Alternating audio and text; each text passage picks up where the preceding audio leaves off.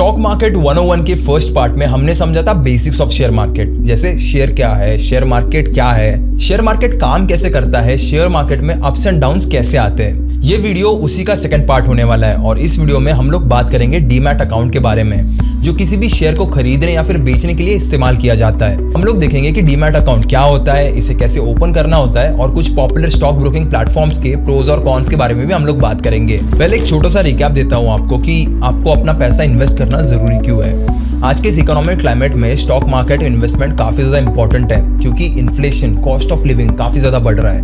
समय के साथ इन्फ्लेशन आपकी परचेसिंग पावर को काफी ज्यादा अफेक्ट करता है, मतलब आपकी जो सेविंग्स है वो इन्फ्लेशन रेट के साथ नहीं बढ़ रहे। This means you will eventually lose its value over the time. According to a 2022 report, the inflation rate averaged at 6.77%. ये चीज आपको एक एग्जांपल के साथ समझाता हूँ। अब अज्यूम करो कि आपने 1 लाख रुपए फिक्स डिपॉजिट किए हैं विद सम रिप्यूटेड बैंक और एफडीज का most probably return on investment होता है समवेयर अराउंड 6%। अब ये भी थोड़ा सा डिपेंड करता है कि आप कौन से बैंक में इन्वेस्ट कर रहे हो। तो मान लो आपने 1 लाख रुपए इन्वेस्ट किए, तो ये अमाउंट अगले 30 सालों में, अगर हम लोग मानते हैं कि 6% इंटरेस्ट रेट है, तो ये अमाउंट हो जाएगी 5,74,349 रुपीज। और अगर आप यही 1 लाख रुपए स्टॉक मार्केट में इन्वेस्ट करते हो तो अगले 30 सालों में कंसिडरिंग 12% रिटर्न आपकी यही सेम अमाउंट हो जाएगी 29,95,993 रुपीज। और this is called as power of compounding. Bank में जो आपके सेविंग अकाउंट होते हैं वो जनरली ऑफर करते हैं 3 to 6% इंटरेस्ट रेट। ये तो इन्फ्लेशन रेट से भी कम है, और वही पैसे अगर आप स्टॉक में इन्वेस्ट करोगे तो आप पोटेंशियली इन्फ्लेशन को आउटस्पेस कर पाओगे। उसके साथ साथ आप अपनी वेल्थ को बढ़ा पाओगे और एक स्टैंडर्ड ऑफ लिविंग मेंटेन कर पाओगे इन द लॉन्ग टर्म। ये वीडियो इसीलिए भी काफी ज्यादा इंपॉर्टेंट है क्योंकि हमारे स्कूल्स में ना ये फाइनेंशियल एजुकेशन कोई देता नहीं है हमें। तो जितने भी सारे स्टूडेंट्स इसे देख रहे हैं, प्लीज अपना पेन और पेपर लेके आओ और इसे नोट डाउन करना शुरू करो। तो पिछले वीडियो में हमने देखा था बेसिक्स ऑफ स्टॉक मार्केट। अगर आपने अभी तक वो वीडियो नहीं देखी है तो do watch it before watching this video. Share market इतना गहरा कुआं है जो पूरे देश की पैसे की प्यास बुझा सकते हैं, और मैं इस कुएं में डुबकी लगाना चाहता हूँ।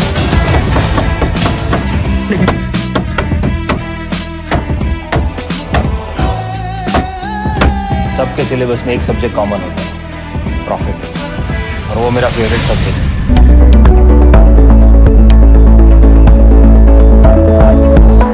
और अगर आपने ऑलरेडी देखी है और अगर आपको बेसिक समझ आ गया है तो the next key concept to understand is how to open your demat account. Demat account open करना ना काफी स्ट्रेट फॉरवर्ड प्रोसेस है, लेकिन प्रॉपरली स्टेप समझना, चार्जेस के बारे में समझना बहुत ज्यादा इंपॉर्टेंट है। तो सबसे पहले तो ये समझते हैं कि आखिर ये डीमैट अकाउंट होती क्या चीज है। Demat account is a dematerialized account and is essential for holding and trading stocks in electronic format. अब ये तो हो गई किताबी डेफिनेशन, आपको एक ना थोड़े आसान शब्दों में समझाता हूँ।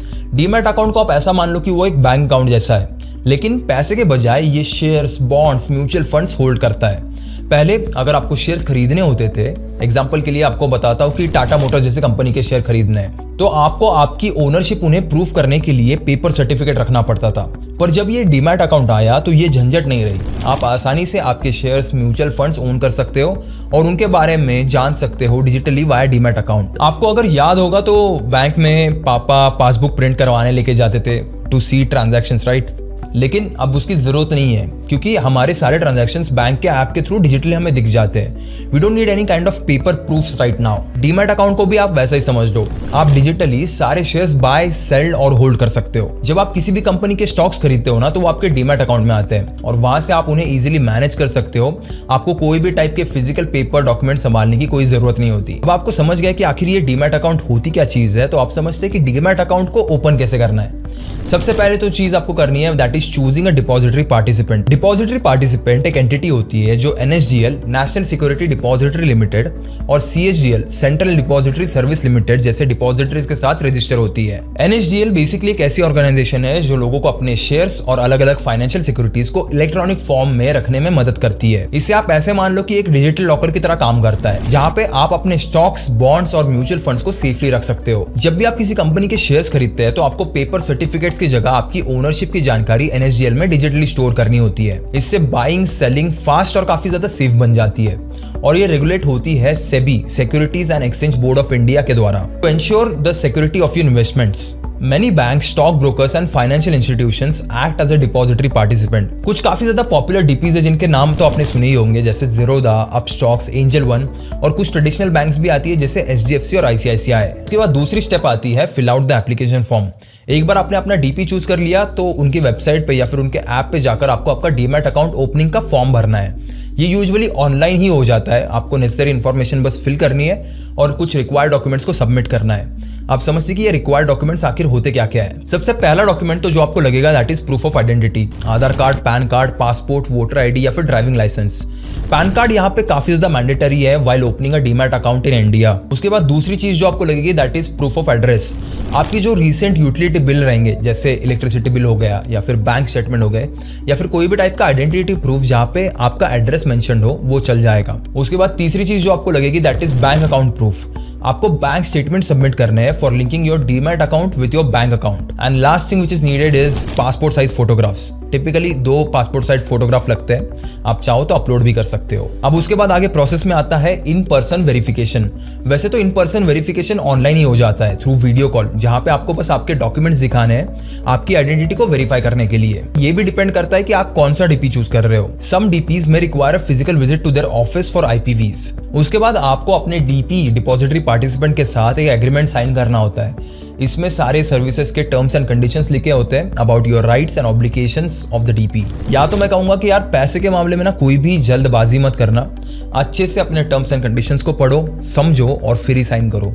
एक बार आपका एप्लीकेशन अप्रूव हो गया तो आपको डीमैट अकाउंट नंबर मिलेगा जिससे बेनिफिशियरी ओनर आईडी भी कहा जाता है। ये आईडी आप अकाउंट ओपन करने के लिए और ट्रांजैक्शन कंडक्ट करने के लिए यूज कर सकते हो। अभी डीमैट अकाउंट तो आपका खुल गया बट इसके लिए कुछ चार्जेस लगते हैं, तो यही होगा हमारा नेक्स्ट पॉइंट। सबसे पहला आपका जो चार्ज लगेगा that is account opening charges. कुछ डीपीज फी चार्ज करते हैं to open a demat account, वो लगभग अराउंड 200 से 500 रुपए के बीच में होती है। और कुछ डीपीज फ्री अकाउंट ओपनिंग भी ऑफर करते हैं जैसे ज़ीरोधा, अपस्टॉक्स, ग्रो। उसके बाद एक और टाइप के चार्जेस आते हैं which are annual maintenance charges, इसे AMC भी कहा जाता है। ये एक रिकरिंग चार्ज है जो डीमैट अकाउंट मेंटेन करने के लिए दिया जाता है। ये लगभग अराउंड 300 से 800 रुपए तक होता है। कुछ डीपीज आपको 0 AMC भी ऑफर करते हैं for the first year like Zerodha and Upstox. उसके बाद आते हैं ट्रांजैक्शन चार्जेस। जब भी आप कोई शेयर खरीदते हो या बेचते हो तो उसके चार्जेस लगते हैं जो 15 से 25 रुपए पर ट्रांजैक्शन के बीच में होते हैं। ये चार्जेस अलग अलग हो सकते हैं depending on the DPs and the security being traded. उसके बाद कुछ एडिशनल चार्जेस भी होते हैं जैसे रीएक्टिवेशन फीस। अगर लंबे टाइम तक आपने अपने अकाउंट में कोई एक्टिविटी नहीं रखी है तो आपका अकाउंट डॉर्मेंट हो जाएगा। अब इस डॉर्मेंट अकाउंट को आपको एक्टिवेट करने के लिए रीएक्टिवेशन फीस देनी पड़ सकती है। देखो, इंडियन स्टॉक मार्केट में पार्टिसिपेट करने के लिए डीमैट अकाउंट होना काफी ज्यादा जरूरी है। इसके बिना आप कोई भी टाइप की ट्रेडिंग नहीं कर सकते। जब आप अच्छे से इस प्रोसेस, चार्जेस के बारे में जान लोगे तो you will be able to choose the right DP and manage your investment effectively. अब आपकी एक अच्छा डीपी चूज करने में मदद करने के लिए मैंने कुछ पॉइंटर्स निकाले हैं। एक उनका कंपैरेटिव एनालिसिस किया है कुछ पॉपुलर स्टॉक ब्रोकिंग प्लेटफॉर्म्स का जैसे Zerodha, Upstox, grow, angel one. पहले तो हम लोग बात करते हैं ज़ीरोधा के बारे में जो काफी ज्यादा पॉपुलर है। Let's start with the pros. Zerodha offer करता है लो ब्रोकरेज फीस। ज़ीरोधा 0.3% पर ट्रेड या फिर 20 रुपीज चार्ज करता है for intraday and futures and option trade, और इक्विटी डिलीवरी ट्रेड्स तो यहाँ पे फ्री होते हैं। उसके बाद ज़ीरोधा का ट्रेडिंग प्लेटफॉर्म है काइट जो काफी ज्यादा यूजर फ्रेंडली है, फास्ट है और एडवांस चार्टिंग टूल्स के साथ आता है। 100 से भी ज्यादा इंडिकेटर्स है यहाँ पे। अब ये इंडिकेटर्स ट्रेडिंग और इन्वेस्टिंग में यूज होने वाले कुछ ऐसे टूल्स है जो स्टॉक की प्राइस के उतार चढ़ाव को एनालाइज करने में मदद करते हैं। ये ट्रेडर्स को ये समझने में हेल्प करते हैं कि किसी स्टॉक की कीमत आगे बढ़ने वाली है या फिर गिरने वाली है based on the patterns in the past data, जैसे कि RSI, रिलेटिव स्ट्रेंथ इंडेक्स। ये टूल यूज किया जाता है टू अंडरस्टैंड कि किसी स्टॉक की कीमत कितनी फास्ट और कितनी पावरफुली चेंज हो रही है। ये बेसिकली ये बताने में मदद करता है कि कोई स्टॉक ओवरबॉट है या फिर ओवरसोल्ड है on the scale of 0 to 100। और भी कई टाइप के इंडिकेटर्स है जैसे MACD, moving average, convergence, divergence. उसके बाद आता है Bollinger's band, money flow index, super trend, pivot points. अगर आप इंडिकेटर्स के बारे में और अच्छे से जानना चाहते हो तो let me know in the comment section, हम लोग इस सीरीज में उसे भी इंक्लूड कर देंगे। अब यहाँ पे दूसरा पॉइंट आता है कि ज़ीरोधा का वर्क स्पेस काफी ज्यादा कस्टमाइजेबल है। ट्रेडर्स डैशबोर्ड को अपने अकॉर्डिंग अरेंज कर सकते हैं और बहुत सारे ट्रेडर्स को ये करना पसंद भी है। यहाँ पे आप अपने हिसाब से कुछ विजेट सिलेक्ट कर सकते हो और यहाँ पे चार्ट्स की लेआउट को भी कस्टमाइज किया जा सकता है। इसी फ्लेक्सिबिलिटी की वजह से यूजर्स उनके ट्रेडिंग स्ट्रेटेजीज के लिए जो इंपॉर्टेंट टूल्स या फिर डेटा होता है उन पे फोकस कर सकते हैं, जिससे ट्रेडिंग में एफिशिएंसी और कन्वीनियंस काफी ज्यादा बढ़ता है। And there is one more point that Zerodha is one of the largest stock broker in India with more than 1 crore clients. We are at I think 1.1 crore customers. और यहाँ पे Zerodha का और एक प्लेटफॉर्म आता है coin करके, जो म्यूचुअल फंड इन्वेस्टमेंट के लिए यूज किया जाता है। यहाँ पे जीरो कमीशन है, इससे इन्वेस्टर्स कॉस्ट काफी ज्यादा सेव कर सकते हैं। Zerodha का ना वार्सिटी करके भी एक प्लेटफॉर्म आता है जहाँ पे इन्वेस्टर्स और ट्रेडर्स को एजुकेशनल कंटेंट ऑफर करते हैं। This is actually really helpful for all the beginners out there. अब ये तो हो गई सारी अच्छी बातें Zerodha के बारे में, अब बात करते हैं कुछ कॉन्स के बारे में भी। ये वीडियो ना किसी से भी पेड नहीं है, कंप्लीटली हमारी टीम ने इस पे रिसर्च की है एंड इन सारे ऐप्स के प्लस और माइनस पॉइंट्स हम लोग आपके सामने रखने वाले हैं। तो आप समझते हैं Zerodha के कॉन्स क्या है। सबसे पहला और सबसे बड़ा कॉन है limited research and advisory services. Full service brokers की तरह Zerodha आपको इन डेप्थ रिसर्च प्रोवाइड नहीं करता और ना ही वो आपको कोई पर्सनलाइज्ड एडवाइजरी देता है। उसके बाद इनका और एक बड़ा प्रॉब्लम है, that is there customer support. वैसे तो Zerodha की सर्विसेज काफी अच्छी है, बट काफी ज्यादा यूजर्स ने ना स्लो रिस्पॉन्स का दावा किया है, particularly during the peak market hours. आप उनके कुछ स्क्रीनशॉट्स यहाँ पे स्क्रीन पे देख सकते हो। उसके बाद यहाँ पे और एक प्रॉब्लम आता है which is no margin funding. Margin funding एक शॉर्ट टर्म टाइप का लोन होता है जो इन्वेस्टर्स को ब्रोकर दे सकते हैं to increase their purchasing power. मान लो आपके पास 1000 रुपए है और आप शेयर्स में इन्वेस्ट करना चाहते हो, और अगर आपका ब्रोकर आपको 50% मार्जिन फंडिंग देता है तो आप और 1000 उधार ले सकते हो। इससे आपके पास 2000 का कैपिटल बन चुका है। और अगर शेयर की कीमत 10% बढ़ती है तो आपकी इन्वेस्टमेंट 2200 रुपए हो जाएगी। उसके बाद जो 1000 रुपए आपने उधार लिए थे उसके बाद भी आपके पास 1200 रुपए होते हैं, जिसमें से 200 रुपए आपका प्योर प्रॉफिट होता है। इसी कैलकुलेशन के लिए मैंने यहाँ पे ना छोटा मोटा अमाउंट लिया था, इससे ज्यादा प्रॉफिट होता है and that depends on the amount you are investing. और ऐसा नहीं कि सबका फायदा ही होता है, अगर शेयर की प्राइस गिर गई तो उतना नुकसान भी होता है। Zerodha के पास ना ये फीचर नहीं है, बट ये फीचर इन्वेस्टमेंट एक्सपर्ट्स के लिए काफी ज्यादा प्रॉफिटेबल हो सकता है। उसके बाद दूसरा ऐप आता है विच इज अपस्टॉक्स। अपस्टॉक्स के भी ब्रोकरेज चार्जेस काफी ज्यादा कम है, विच इज 0.05% और 20 रुपीज पर ट्रेड। और यहाँ पे Zerodha जैसे इक्विटी ट्रेड्स भी फ्री है। उसके बाद इनका और एक प्लस पॉइंट आता है which is there strong technology. Upstox का ट्रेडिंग प्लेटफॉर्म है Upstox pro. It also offers advance charting tools, indicators and multiple order types. उसके बाद इनका यूजर इंटरफेस काफी ज्यादा सीमलेस है। ये ऐप सिंप्लिसिटी के साथ डिजाइन किया गया है। यूजर्स यहाँ पे इजीली नेविगेट कर सकते हैं और ट्रेड्स एग्जीक्यूट कर सकते हैं। जब हम इनिशियली स्टॉक ब्रोकिंग एप्स को यूज करते हैं ना, तो चार्ट्स, चेंजिंग अमाउंट को देखकर थोड़ा सा हिल जाते हैं। हमें डर लगता है कि भाई ये कहाँ आ गए हम लोग। टू बी ऑनेस्ट, इनिशियली कुछ समझ नहीं आता कि क्या हो रहा है, बट अपस्टॉक्स का इंटरफेस उस मामले में काफी ज्यादा अच्छा है। समझने में ये काफी ज्यादा आसान लगा और आप जल्दी सारे टूल से फ्रेंडली हो जाओगे। चाहे इन्वेस्टर हो या फिर आप ट्रेडर हो, आपके जो भी रिक्वायरमेंट्स है वो अपस्टॉक्स आराम से फुलफिल कर देगा। अगर आप म्यूचुअल फंड या सिर्फ स्टॉक इन्वेस्टमेंट करना चाहते हो तो आप अपस्टॉक्स का इन्वेस्टर मोड ऑन कर सकते हो। This is designed for an investor who is new in the world of stock investing. और इस ऐप का ये फीचर ना मुझे काफी ज्यादा अच्छा भी लगा। उसके बाद अपस्टॉक्स पे आपको काफी ज्यादा वैरायटी ऑफ ऑप्शंस भी मिल जाएंगे, जैसे equities, futures and options, commodities, currencies and mutual funds. Plus Upstox पे आपको काफी अलग अलग टाइप के मल्टीपल सब्सक्रिप्शन प्लान्स भी मिलते हैं। अब ये प्लान्स कुछ इस तरीके से डिजाइन किए गए हैं कि ये अलग अलग लोगों को केटर करे depending on the trading activity and trading frequency. आप स्क्रीन पे उनके अलग अलग टाइप के प्लान्स देख सकते हो। हायर प्लान्स फ्रीक्वेंट ट्रेडर्स के लिए काफी ज्यादा फायदेमंद है, जो सिग्निफिकेंटली ब्रोकरेज फीस रिड्यूस करते हैं। और जैसे जैसे इन प्लान्स की टियर्स बढ़ती है वैसे वैसे आपको फीचर्स भी एड ऑन होते हुए नजर आएंगे। अब ऐसा तो नहीं है कि इस ऐप में सब कुछ अच्छा ही है, कुछ कॉन्स भी है इनके। Zerodha जैसे ही डिलेड कस्टमर सर्विस रिस्पॉन्स की वजह से अपस्टॉक्स को क्रिटिसिज्म का ना काफी ज्यादा सामना करना पड़ता है और कई यूजर्स ने ओकेजनली ग्लिचेस और डाउन टाइम भी एक्सपीरियंस किया है, which is a very problematic situation during volatile market conditions. Volatile market condition मतलब एक ऐसा पीरियड जब फाइनेंशियल मार्केट में सिग्निफिकेंट फ्लक्चुएशन दिखने को मिलता है। मतलब शेयर की प्राइस में बहुत ज्यादा उतार चढ़ाव हो रहा है, बहुत जल्दी जल्दी हो रहा है। इस फ्लक्चुएशन के मेजर फैक्टर्स है economic news, geopolitical events, changes in investor sentiment. जैसे कोविड-19 के दौरान दुनिया भर के सारे स्टॉक मार्केट्स ने एक शार्प डिक्लाइन देखा था because it affected the activities of entire world. इसका वाइस वर्सा भी हो सकता है, market don't go in only one direction. Bullish market मतलब राइजिंग मार्केट। इसका सबसे बड़ा एग्जांपल है Indian stock market from 2003 to 2007। इस समय के दौरान ना काफी तेजी से इकोनॉमी ग्रो कर रही थी, कॉर्पोरेट अर्निंग्स भी काफी ज्यादा अच्छी थी और फॉरेन इन्वेस्टमेंट भी इंक्रीज हो रहा था। सेंसेक्स जो स्टॉक मार्केट का इंडेक्स है वो 2003 में 300 पॉइंट्स पे था और यही इंडेक्स 2007 के आते आते 20,000 पॉइंट्स तक बढ़ गया। इसी उतार चढ़ाव को कहते हैं मार्केट वोलेटिलिटी। तो हम लोग बात करते हैं काफी ज्यादा एक पॉपुलर प्लेटफॉर्म ग्रो के बारे में। ग्रो के प्रोज के बारे में सबसे पहले बात करते हैं तो ये काफी ज्यादा यूजर फ्रेंडली प्लेटफॉर्म है। इसका इंटरफेस का लेआउट जो आप देख सकते हो अभी, ये काफी ज्यादा सिंपल है, जिसे इससे बिगिनर्स भी बहुत ज्यादा आसानी से समझ सकते हैं। इसका डैशबोर्ड ना काफी ज्यादा क्लियर है और आपके इन्वेस्टमेंट्स आपको एक ही जगह पे दिख जाएंगे, इस वजह से आप इन्हें आसानी से ट्रैक भी कर पाओगे। ग्रो ऐप का एक्सपीरियंस काफी ज्यादा सीमलेस भी लगा मुझे, और ये आप ऐप में से ही इसे स्टॉप लॉस या फिर टारगेट पे सेट कर सकते हो। उसके बाद आता है zero commission for mutual funds. Grow अपने यूजर्स को एक जीरो कमीशन के साथ उनके म्यूचुअल फंड में इन्वेस्ट करने का मौका देता है, similar to coin app of Zerodha. उसके बाद यहाँ पे कोई भी अकाउंट ओपन करने के चार्जेस नहीं लगते और कोई भी टाइप के हिडन चार्जेस नहीं होते, और अपस्टॉक्स की तरह आपको यहाँ पे मल्टीपल इन्वेस्टमेंट ऑप्शंस का भी एक्सेस मिलता है। लेकिन ग्रो के कुछ कॉन्स भी है, जैसे लिमिटेड ट्रेडिंग फीचर्स। देखो, अगर आप इन तीनों को कंपेयर करोगे ना, अपस्टॉक्स, ज़ीरोधा और ग्रो को, तो आपको पता चलेगा कि ग्रो काफी ज्यादा एक बेसिक ट्रेडिंग प्लेटफॉर्म है। ज्यादा एडवांस फीचर नहीं है यहाँ पे, और एक्टिव यूजर्स के लिए उतना कुछ खास भी नहीं लगता। कुछ ऐसे फीचर्स जैसे advance charting tools, API access to algo trading, futures and options on indices, intraday leverage, और भी कई सारे फीचर्स है जो ऐसे ग्रो में देखने नहीं मिलेंगे आपको। उसके बाद यहाँ पे एक सबसे बड़ा ड्रॉबैक आता है, that is no commodity trading. देखो, कमोडिटी का मतलब होता है ऐसे रॉ मटेरियल्स या बेसिक गुड्स जो इंडस्ट्री और कंज्यूमर्स यूज कर सकते हैं, और कमोडिटी ट्रेडिंग में लोग इन चीज़ों को खरीदते और बेचते हैं, जैसे सोना, चांदी, crude oil, natural gas, sugar, cotton etcetera. ये कमोडिटी ट्रेडिंग भी स्टॉक मार्केट की तरह ही होती है, बस यहाँ पे फर्क इतना होता है कि यहाँ शेयर्स के बजाय आप रॉ मटेरियल ट्रेड कर सकते हो। फॉर एग्जांपल, मान लो कि आपको लग रहा है कि सोने का भाव आने वाले समय में काफी ज्यादा बढ़ने वाला है, तो आप गोल्ड फ्यूचर्स कॉन्ट्रैक्ट खरीद सकते हो आज ही के प्राइस पे। जब दाम बढ़ जाएगा तब आप इसे हायर प्राइस पे बेचकर अपना प्रॉफिट निकाल सकते हो।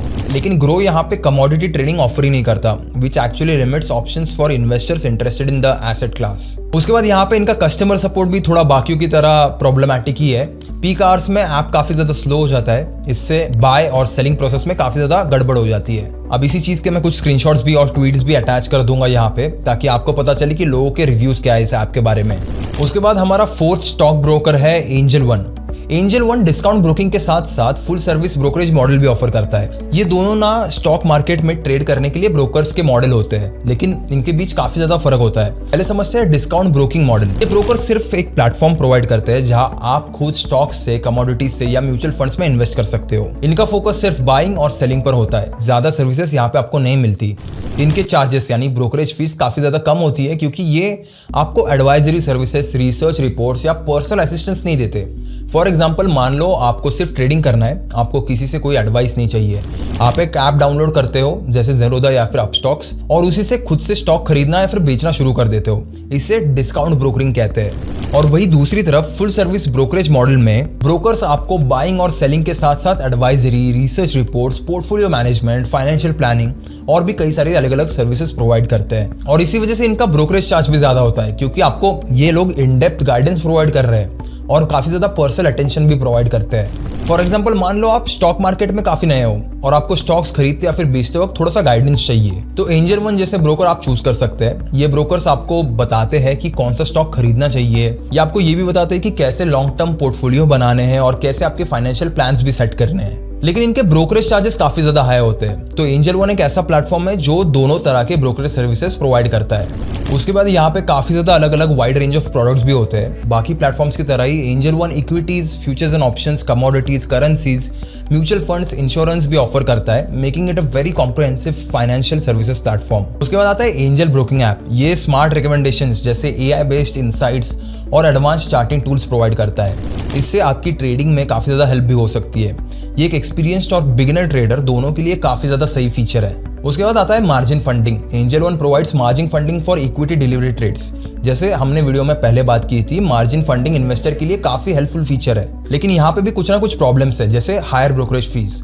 Angel One discount broking plan offer करता है, लेकिन उसका full service brokerage model slightly expensive है as compare to the discount broking. उसके बाद यहाँ पे काफी ज्यादा कॉम्प्लेक्स फी स्ट्रक्चर देखने को मिलता है। एंजल वन का फ्री स्ट्रक्चर बहुत ज्यादा कंफ्यूजिंग हो सकता है due to its various plans and add on services, making it very difficult for users to understand कि एग्जैक्ट हमारा कॉस्ट कितना होने वाला है। उसके बाद इनका इंटरफेस भी काफी ज्यादा डिफिकल्ट और कॉम्प्लिकेटेड लगता है। ज़ीरोधा और अपस्टॉक बहुत ज्यादा इंट्यूटिव है, लेकिन एंजल वन का इंटरफेस नए यूजर्स के लिए काफी प्रॉब्लमैटिक हो सकता है। Now to conclude everything, let me tell you, Upstox active traders और टेक सेवी यूजर्स के लिए बेस्ट है। ज़ेरोधा नए इन्वेस्टर्स और एक्टिव ट्रेडर्स के लिए परफेक्ट ऑप्शन है। ग्रो बिगिनर्स और म्यूचुअल फंड इन्वेस्टर्स के लिए काफ़ी सही है। और एंजल वन जो है वो कॉम्प्रिहेंसिव इन्वेस्टर्स यानी जो लंबे टाइम से इन्वेस्टमेंट करते आ रहे हैं और रिसर्च ओरिएंटेड जो ट्रेडर होते हैं जिन्हें काफ़ी ज़्यादा रिसर्च करना पसंद होता है उनके लिए काफ़ी ज़्यादा आइडियल है। आज के लिए बस इतना ही। उम्मीद करता हूँ कि आपको ये सारे प्लेटफॉर्म्स के बारे में थोड़ा बहुत आइडिया तो ज़रूर मिला होगा। अपनी खुद की रिसर्च भी जारी रखना और साथ ही साथ मुझे कमेंट्स में बताना कि आपको अगली वीडियो कौन सी चाहिए स्टॉक मार्केट के बारे में, और मैं उसे जल्द से जल्द लेके आने का ट्राई करूंगा। तो मैं मिलूंगा आपको अगली वीडियो में। तब तक के लिए कीप इंस्पायरिंग।